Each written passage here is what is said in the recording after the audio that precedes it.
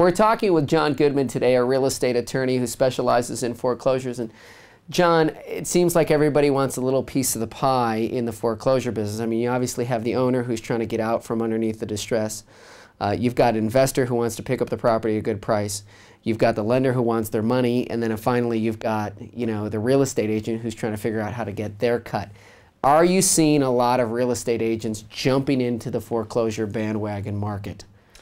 Yes, volume of garden variety sales is down, and the real estate brokers are trying to figure out how to make money in a slow market. And they know that one of the opportunities is to play in the market as investors, but also help people who are going through the foreclosure process and perhaps help that owner realize some equity out of their property. Now, agents for a long time never really played in the foreclosure market because there really wasn't a big, big demand for it. But now agents are having to learn this business. What's the key element they should know? Well, there are two key elements that they should know. One key element is that in 2006, the Colorado legislature passed something called the Foreclosure Protection Act that was designed to discourage predatory practices against people in foreclosures. So when real estate brokers are helping people in foreclosure, they need to have a good understanding of the Foreclosure Protection Act. The other key thing that real estate brokers have to have a sense of is that the law will be changing January 1, 2008, and the foreclosure laws will be changing, essentially taking away the owner's redemption rights, taking that time, moving it prior to the foreclosure sale, and creating a longer cure period. Let's talk about that longer cure period in 2008, because it's now like 4 months. I would think that's advantage realtor, because now he kind of feels like he's got some more time, possibly, or no? The good news about the new law is the realtor has more time to work out what we would call a short pay transaction or some other workout transaction. Short sale, yeah. Yes. But the bad news is they have more time to work out the short sale transaction. Yeah. The concept is that sometimes the amount of time it takes to get something done expands into the time you have to do it. And only time will tell.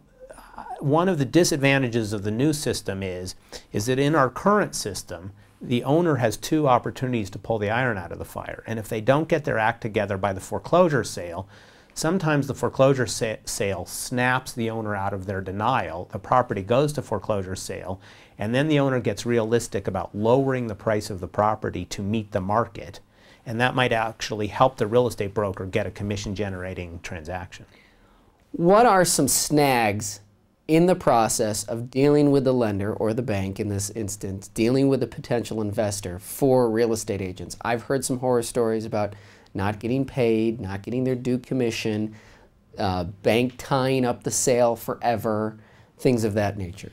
Okay, one of the biggest problems for a real estate broker dealing with the situation is just dealing with the understaffed nature, the bureaucracy on the lender side. It's very hard for a real estate broker to bust through the voice messaging systems and the like to actually get somebody who can pay attention and has enough time to make an intelligent decision to accept less than the lender is owed to facilitate a short sale. I would say that's the biggest problem. Another problem is that lenders sometimes underappreciate what value the real estate broker brings to the transaction, and so they put pressure on real estate brokers to shave their commission some. Then I'd say a third problem is managing the expectations of the seller. Real estate brokers are like any other professional. Real estate brokers are trying to figure out how best to convert their time into money. And real estate brokers, there's some who have a lot of sophistication about short pays and are very good at finding the ones that have a higher likelihood to close. But there are some real estate brokers who kind of naively blunder into the process and end up spinning their wheels quite a bit. Final question.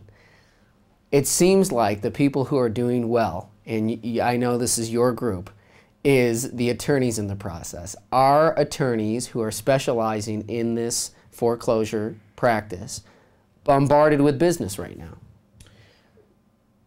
There are different ways lawyers get involved in the business. We get involved in the business representing lenders, representing lenders who are foreclosing, but we also get in the business helping investors and owners who are being foreclosed upon.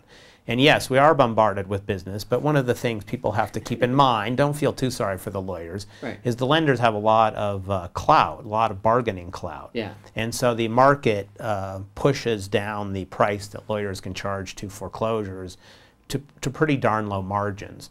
Where some lawyers at least make a lot of money is they have affiliated title companies and the like, and they're ordering other default services from companies that they have affiliated interests in, and I think the gravy there is pretty good. yeah. Jon, thanks for being candid with us. Appreciate it. Great talking with you. Thank you, Dan. Find more real estate videos at brokeriptv.com.